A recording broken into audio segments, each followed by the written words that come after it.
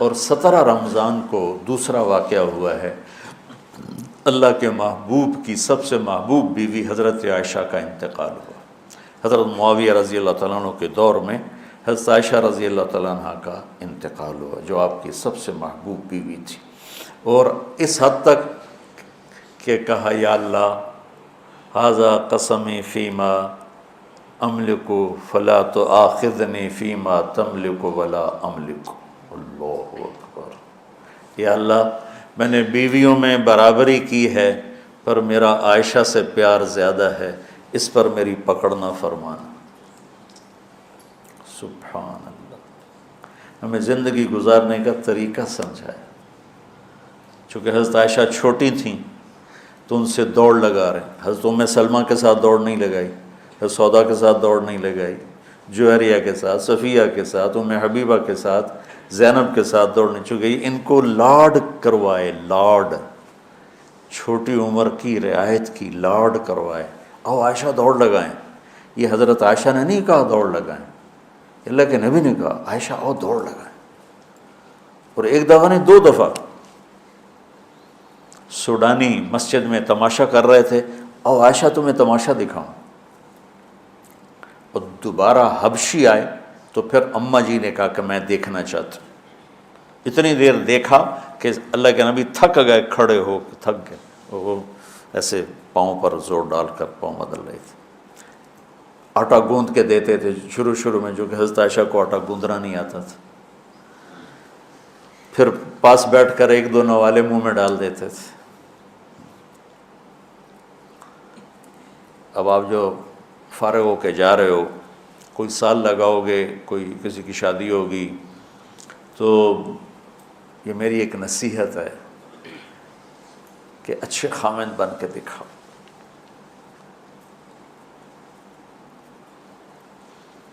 اور اچھا خامند وہ ہوتا ہے جو اچھے اخلاق والا ہے۔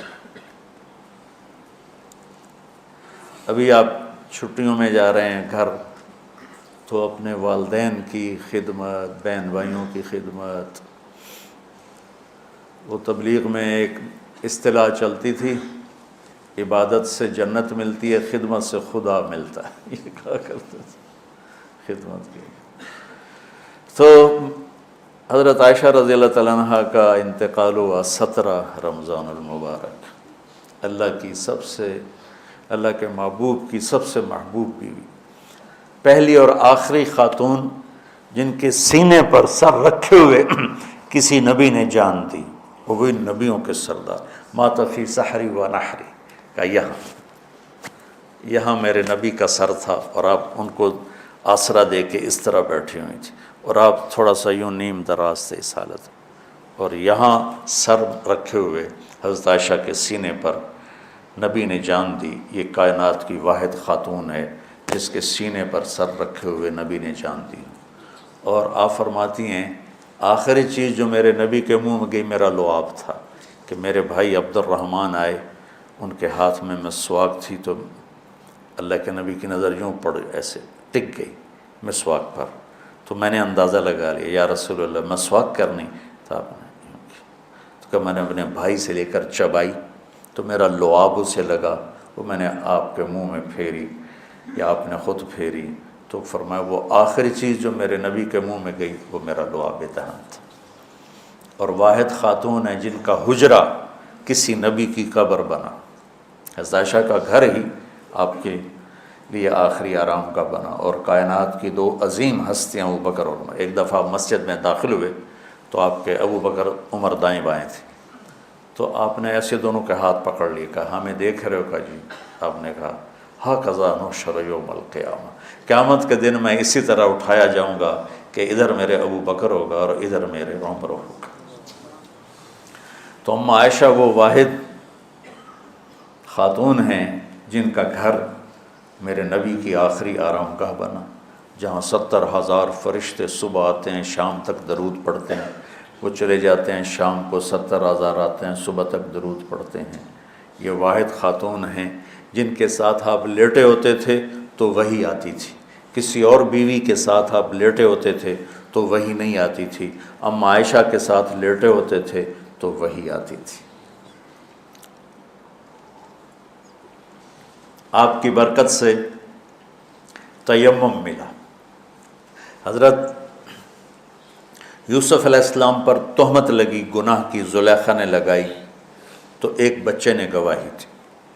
حضرت مریم پر قوم نے تہمت لگائی تو بیٹے نے گواہی دی، اور حضرت عائشہ پہ تہمت لگی تو میرے اللہ نے خود گواہی دی۔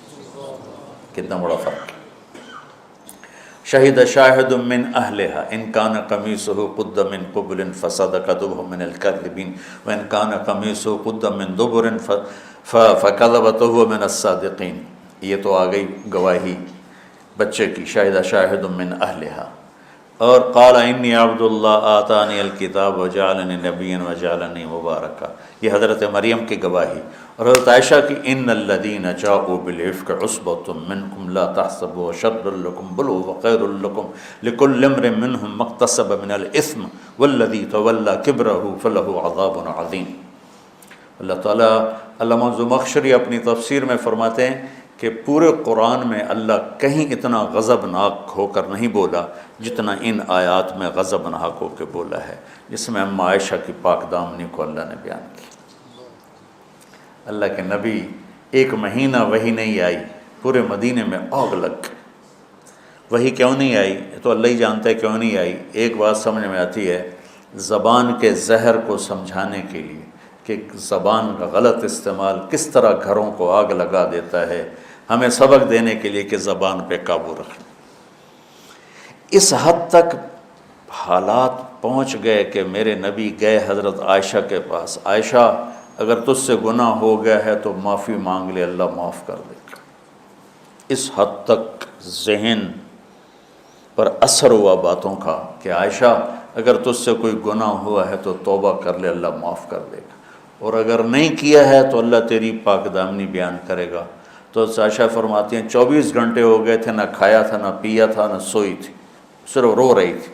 تو ایک دم میرے آنسو خشک ہوئے، اٹھ کے بیٹھ گئی۔ میں نے کہا ابا جان میری صفائی پیش کرو۔ ابو بکر وہ ایسے کانپ رہے تھے کہ بیٹی میں تو کچھ نہیں کہہ سکتا۔ اماں جان ام رما میری صفائی پیش کرو۔ وہ بھی کہنے لگے بیٹی میں تو کچھ نہیں کہہ سکتا۔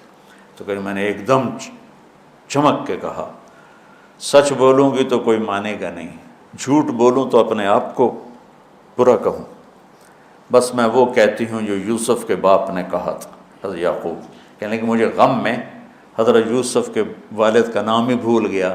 میں نے کہا اقول کما قال ابو یوسف فصبر جمیل واللہ المستعان علی ما تصفون۔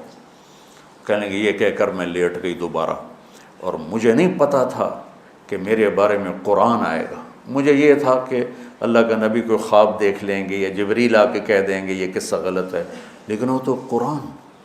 جب وہی اتری ایک دم تو ابوبکر اور ام رومان ایسے کانپنے لگے، چہرے زرد ہو کر، مرنے والے ہو کے، کہ پتہ نہیں ہماری بیٹی کے حق میں ہے یا خلاف ہے۔ جب وہی ختم ہوئی تو میرے نبی مسکرائے زور سے، کہا عائشہ مبارک ہو، اللہ تیری گواہی دینے خود آ گیا۔ تو ام رومان کہنے لگی عائشہ اٹھو، اللہ کے نبی کا شکر ادا کرو۔ کہ نہیں، میں اس کا شکر ادا کروں گی جس نے میری گواہی دی۔ تو 17 رمضان حضرت عائشہ کی کا انتقال کا دن ہے۔ تو آج میں نے اپنے اوپر جبر کر کے بول لیا ہے 50 منٹ، اب دعا کرنا مجھے سر درد نہ ہو۔ اور 21 کی رات ہے، سبق پڑھتے پڑھتے میرے لیے آپ سب بچے دعا کر دیں۔